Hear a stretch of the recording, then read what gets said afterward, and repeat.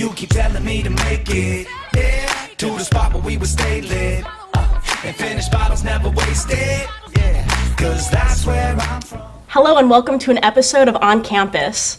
This is Ashley Ching, the city's Miss Fairfield. Today I'm joined with a special guest, Mr. Larry J. Miller, the president for an online Toastmasters club, the first chartered in the world. Larry, it's a pleasure to have you here today. It's a pleasure being here, Ashley. So let's start with a handshake in Toastmasters fashion. That's right. There you go. Larry, what is Toastmasters? Toastmasters is a speaking club, and it's also a leadership club. So you learn communication and leadership. And with all the different roles we have in the club, and then with all the speeches we have, you learn both tracks, communication and leadership. What motivated you to join Toastmasters? Tell us the story behind that. I had just been hired by Control Data Corporation, and I felt like I was very important, and I was carrying my clipboard, and I got in the elevator, and there was a flyer there that said, forming a Toastmasters club. And I said, I've thought about that. I should go do that. But, I'm too busy. And then it got to the floor that it was on, and everybody else got off the elevator. So I said, hey, I better get off too. So I went in there and helped charter the first club in, actually it was Hitachi America Limited. Yeah. You were saying that with the first online chartered club, everyone around the world can participate. What are the benefits of that? Well, the benefits is that there's a lot of people. We have one person that she's disabled and she can't even leave her house. So she can participate in Toastmasters like everybody else. And there's other people around the world, in India, Australia, Germany, that they're too far away from what we call a brick and mortar club. And so for them to go to that club would just be a big hardship. And so with the online Toastmasters club, you can be right there in your living room. 142 countries covers Toastmasters International. Yeah. Back to the format, what happens at a meeting? Actually, our meeting is the name of my club is called the Netizens Online. And it was the first chartered club in the whole world for online clubs. And we did a lot of research and working with Toastmasters International of how an online club would work. And one of the things we decided to do to make it simple is if you look in your original communications manual in the back, there's a template for an agenda. And that's the one we follow. And it's practically the same one that we have in our regular brick and mortar club. Walk us through an agenda for a lot of our viewers who may not be familiar with Toastmasters. Well, we have a sergeant at arms that starts the meeting and gets everybody checked in as far as their video cam and their sound and getting situated so you've got good visuals. And then he starts the regular meeting and we introduce the Toastmaster. The Toastmaster then introduces the ah counter, because the ah counter, who counts the ahs and ums, is also has the word, and so they do the word. And so we find a word that we're going to use throughout the meeting whenever we speak. And then we have our first prepared speech. It's usually a 5 to 7 minute speech that someone's prepared. And then we have a second 5 to 7 minute prepared speech. Then we have table topics, which is an impromptu speaking, and it's a listening exercise too. So someone will be the table topics master, and they will have a scenario, and then they'll call on somebody. But if you call on somebody first, everybody else is going to say, phew, it's not me, and not listen. So that's why it's a listening exercise and why we do it that way. Then we switch over to the second half, which is an evaluation portion. And there we have a master evaluator who then there was one person that was evaluating the first speech and a second person which was evaluating the second speech. And then we have an evaluator that was evaluating the table topic people. The impromptu. The impromptu. Right. And then we go into the reports of how many ahs and ums somebody did. The word and fillers, the word, right?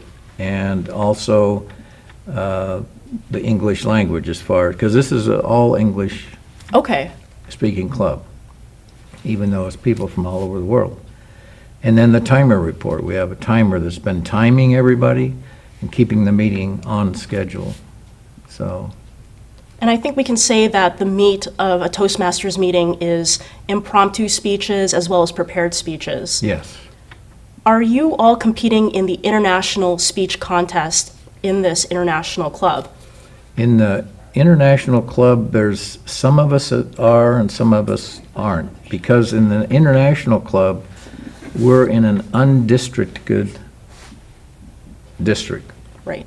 And so therefore, our speeches have to be on video. And then we submit the winner of that to international. And then they look at all the videos and decide, who they're going to pick. And so it's a lot harder to be included in the international speech contest than it is at the club level. Mm-hmm. Larry, we saw you compete at a brick and mortar club at Capital Speakers in Benicia. Fellow Toastmasters thought that was the best they've seen you at the lectern. What's your goal with that, with the international speech contest and that particular speech? That speech I want to refine, because there's some refinements there. And I'll be going on to the area contest. And when I win that, I go to the division contest. And when I win that, I go to the district. And when I win that, I go to the international. And at the international, they have a sort of a regional type runoff of everybody, where there's like 10 speakers in each group. And the winners of those 10 regions go to the big stage for the final. And the winner of that is the international speech. It was such a moving speech you had about domestic violence. Well, how are you going to refine it even more? It's already a very solid speech. Well, there was a couple of things that I left out that I felt was important. And I have to watch my video because I was so into the speech that I really wasn't aware of saying, oh, well, then now I'm going to do this. And that was a little scary because I don't know whether I was going to get off the, off the wrong track or something like that. You might misspeak and lose your place in the speech? Right. Okay. Yeah. And because one of the lines I thought was a good line and I just left it out was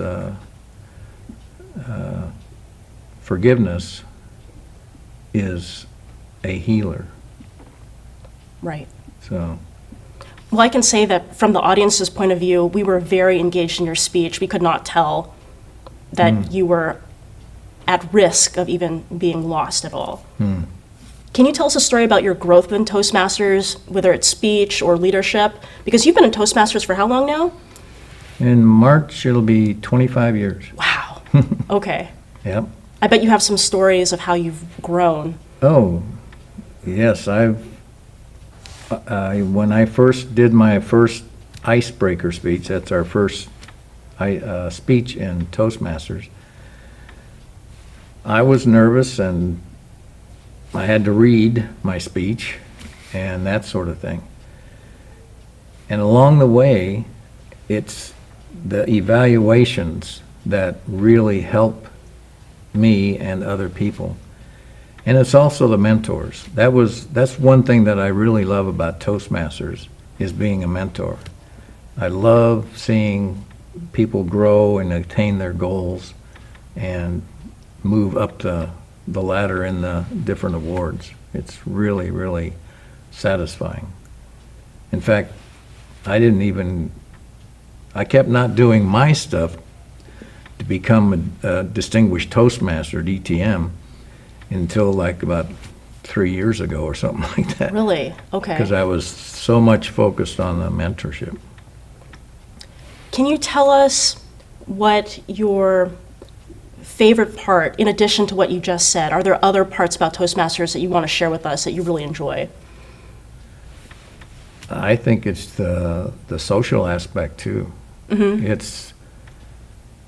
Both my online club and my brick and mortar club, Capital Speakers, everybody is supporting everybody.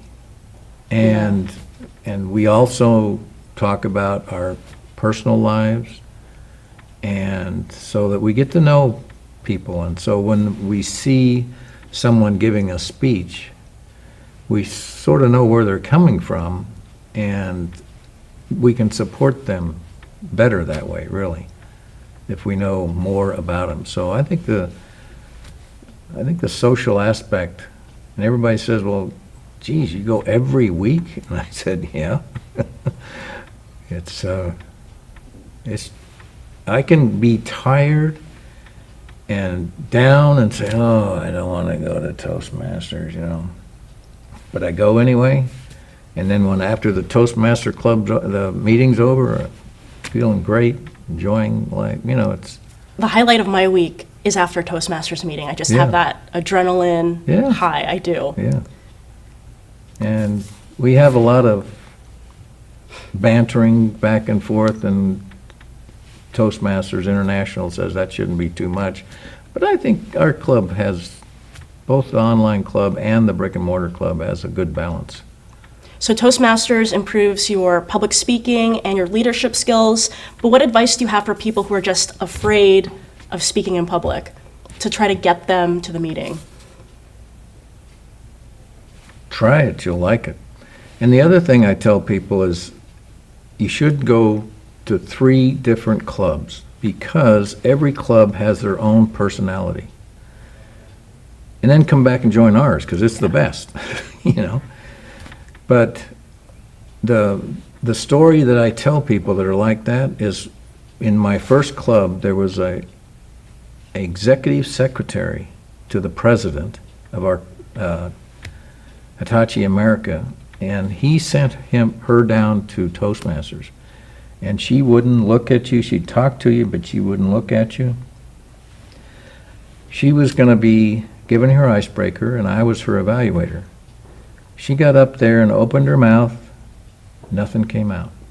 And she opened it up again. Nothing came out. She did it 3 times. Nothing came out, and she went and sat down. And I'm going, boy, how am I going to evaluate this?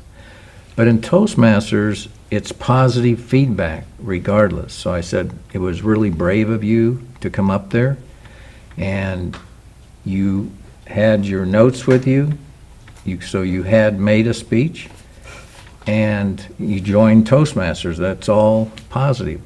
And I think your speech would have been a little bit better if you'd memorized the first line, because once you do that first line, then the rest will follow. And when she did her 10th speech, which is the final one in the communications manual, we invited the president down, and she blew us away. It was one heck of a speech. It was really, really good. That must be really rewarding to witness. Yeah. To see her growth. Yeah, and so I tell people like that, if she can do that, you can do that. Larry, we went through an overview of Toastmasters. There's a lot to it, to the organization. Is there anything else you want to add? Well, they have a new program now called Pathways. Yeah. And that's when anybody coming new into Toastmasters goes in Pathways. And it's an online system, and there's hundreds of directions you can go. And I think it's more refined. In other words, everybody was doing this manual in the communication line, this manual in the leadership line, and then, you know, it topped out at DTM. But with this one, you can do various modalities. Like I'm doing presentation mastery. Someone else might be doing, let's see, you're doing... Strategic relationships. Right. All sorts of categories. Yeah, all kinds of categories. I think it's a lot better. Great. Yeah. Larry, it was a pleasure to have you here today. Thank you. Thank you. That's our time. Thank you for joining me with On Campus at Solano College Sports Network. Again, this is Ashley Ching, the city's Miss Fairfield. Teach people how to treat you and know you can walk away. Hi, I'm Dr. Celia Esposito Noy. Thanks for watching the Solano College Sports Network.